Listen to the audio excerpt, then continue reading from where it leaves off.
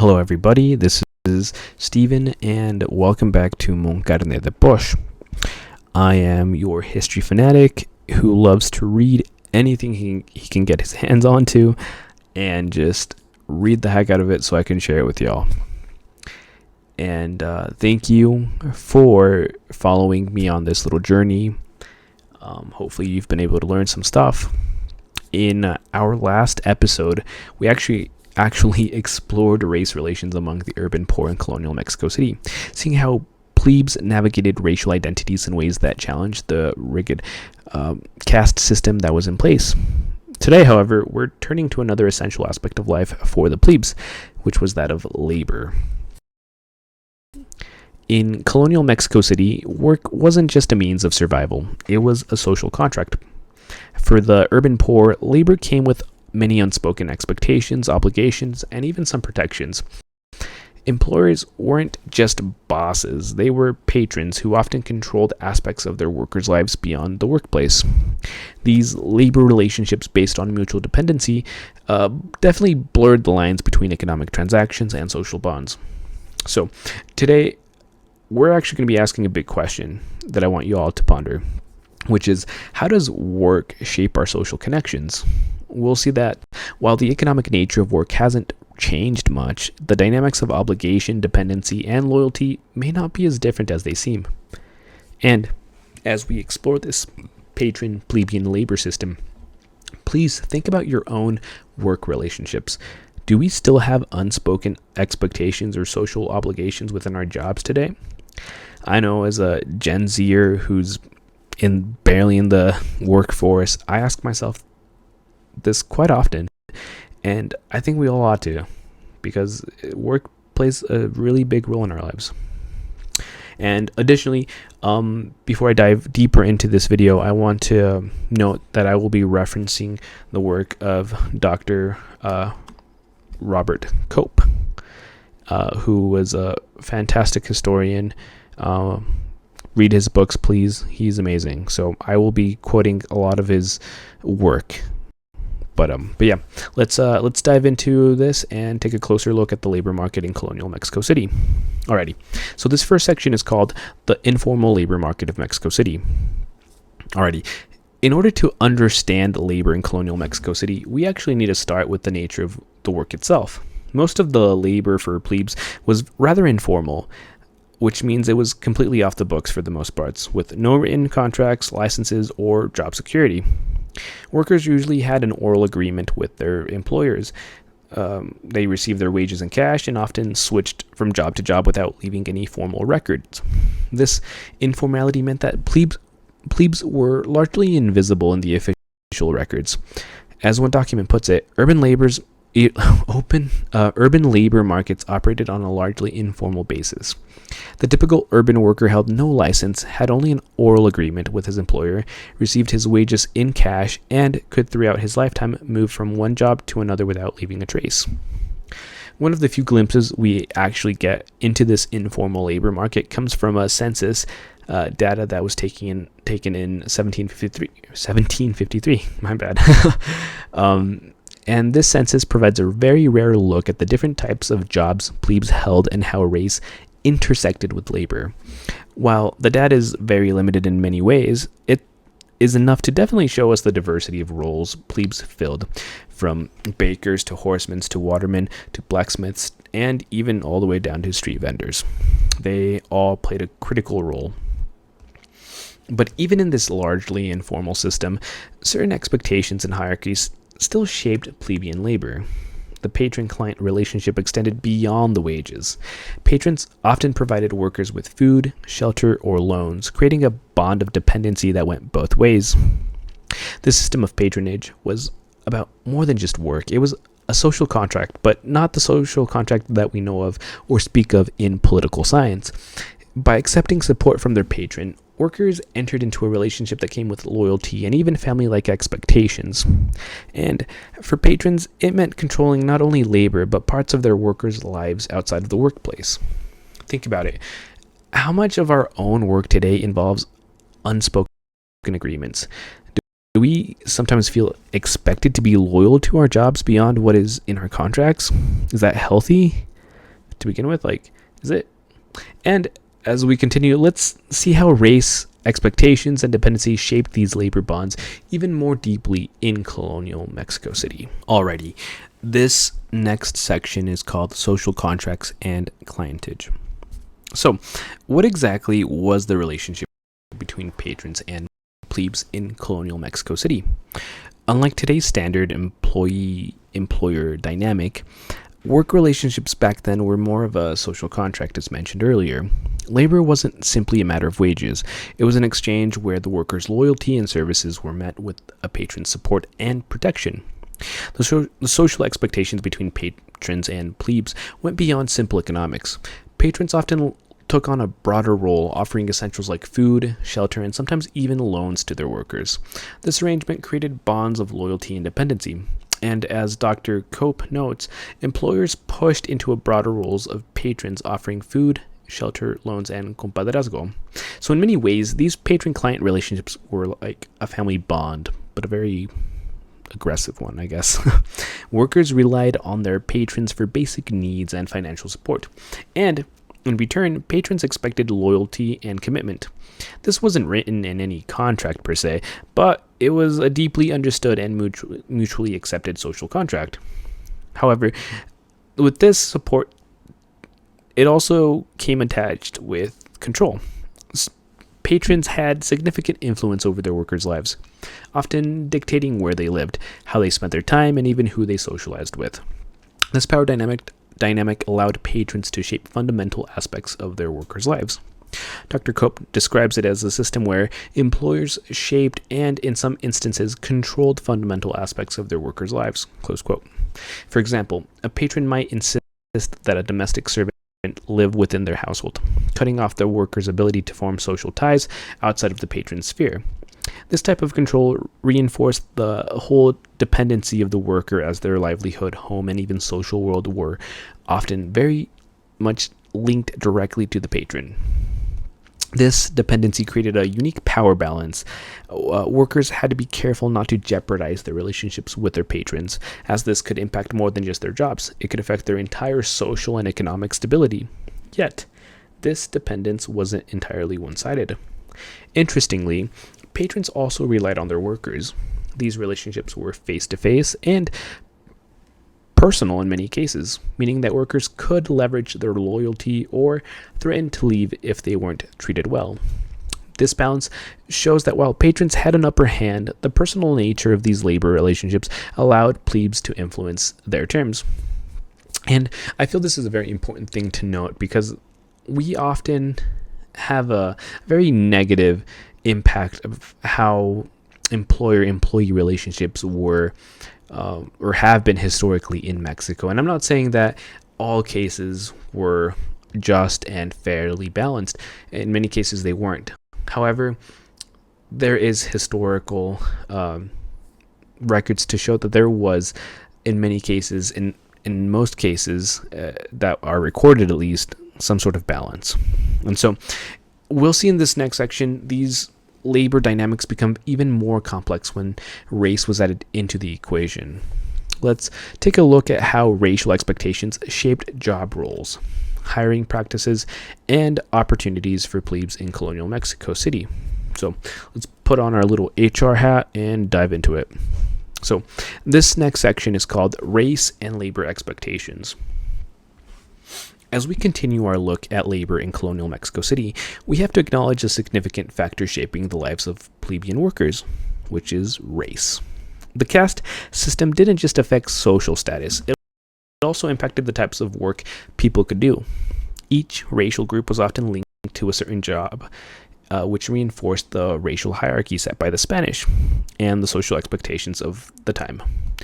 If you were born into a particular racial group, it often determined your career path, and just as importantly, what jobs you couldn't do.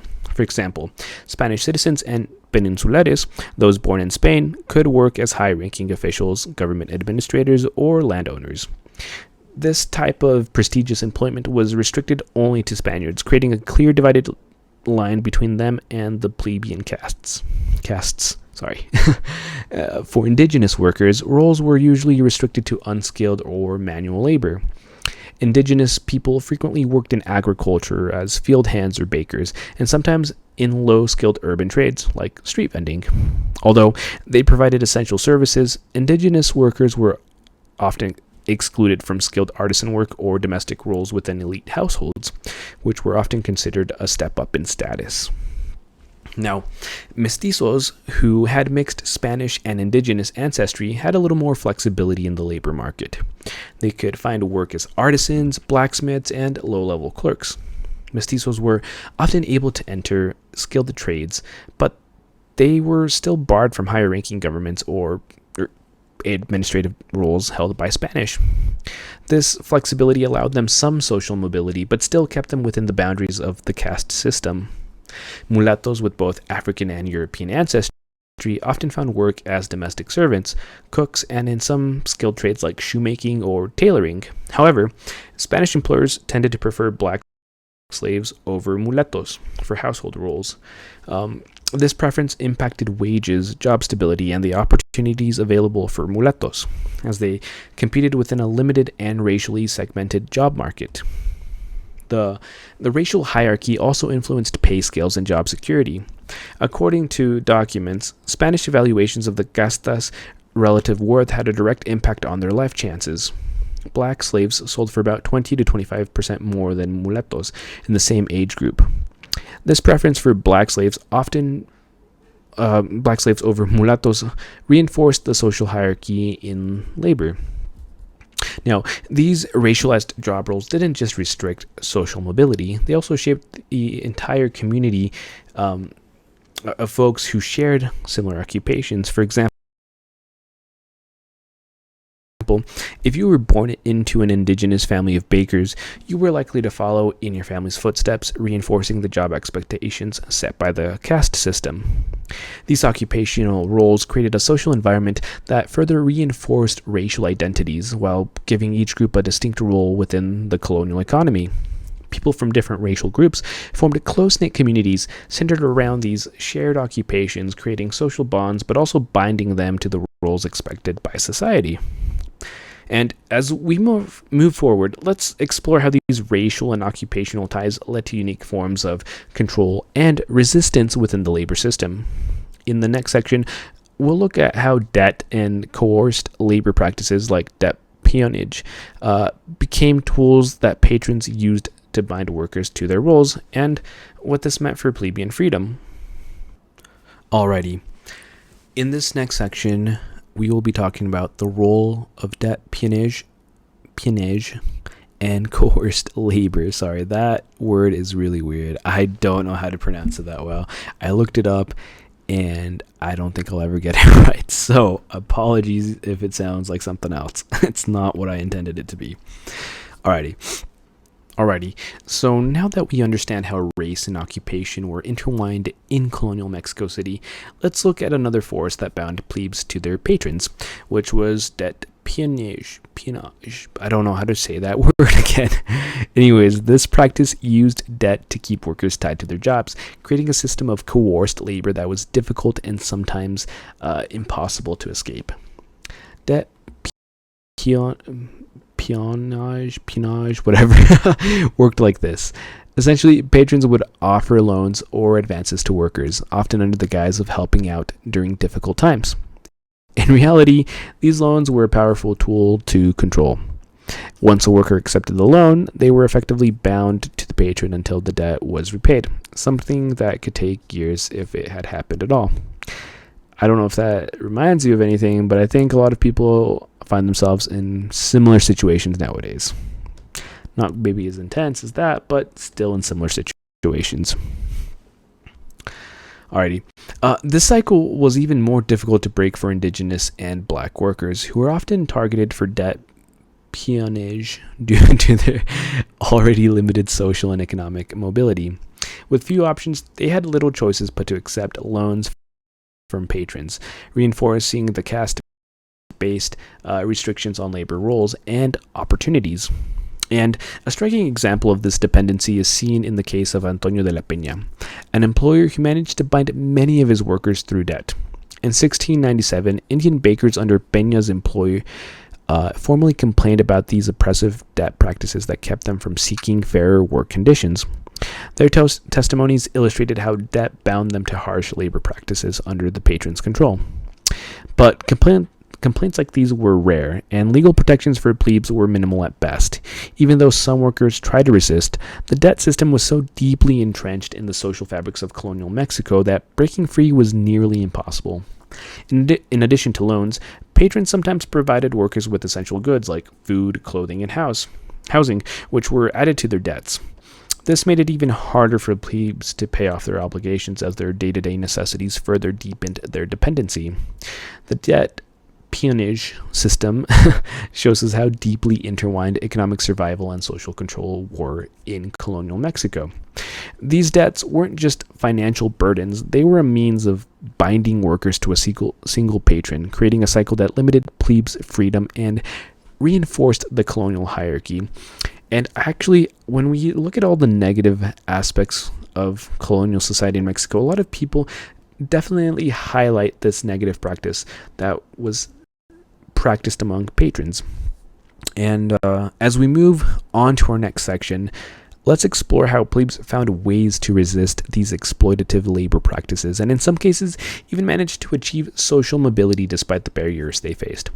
Let's take a look at how some plebes escaped the debt cycle and used the social contract with their patrons to their advantage. Alrighty, so this next section is called Resistance and Social Mobility.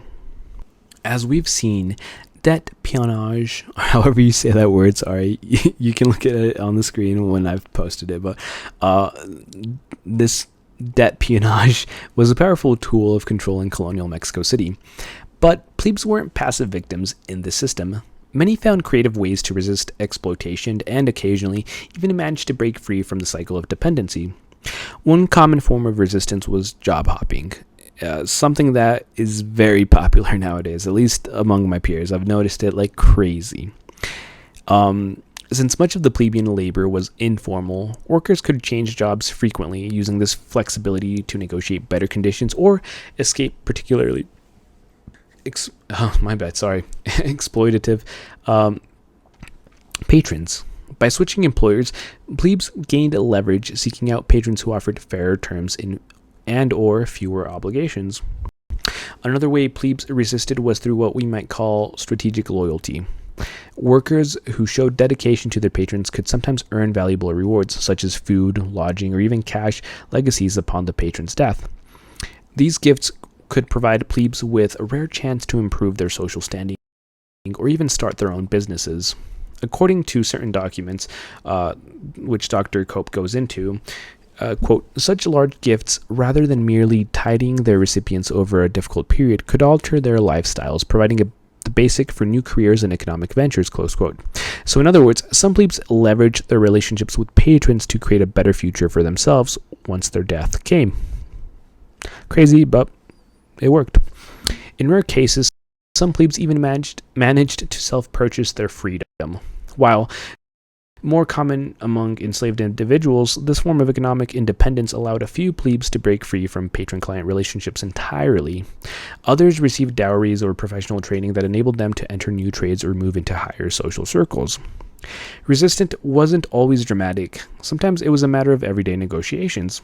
Plebes could use the personal nature of patron-client relationships to press for better conditions or avoid the harshest forms of control. This subtle negotiation highlights the agency that workers had even within a restrictive system. And I think that's something we could all learn and maybe put into practice in our own daily work environments that we find ourselves in. And while While social mobility was rare, these forms of resistance, oh my goodness, I'm so sorry guys, I'm struggling, reminds us that even within a rigid system, people found ways to assert control over their lives, whether through loyalty, negotiations, or self-purchase. Some plebes managed to climb the social ladder, challenging the limitations imposed by the caste system.